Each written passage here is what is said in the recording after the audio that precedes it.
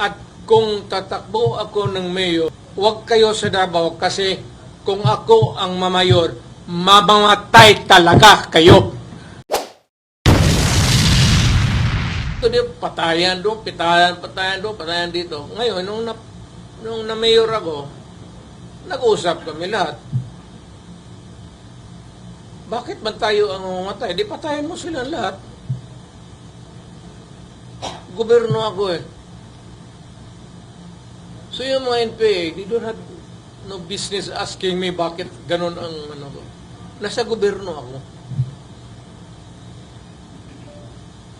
Yung mga gangster dyan, mga sindikato na massacre, ay putang ina, gobyerno ako. At kung tatakbo ako ng mayor, same. At this early, sabihin ko na, lumayo na kayo ngayon na. Kung may mga droga ka, maghanap ka na ng ibang lugar, kalaki naman ng Pilipinas, mamili ka, Cebu, Manila, doon kayo.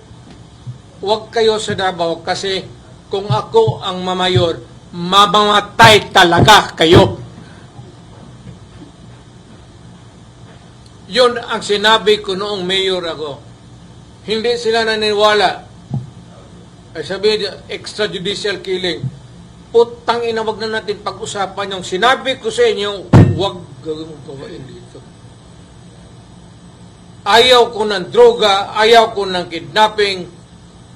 Hayaan mo ang Davao na mag-bloom sa sarili niya. Na walang problema ang tao dito.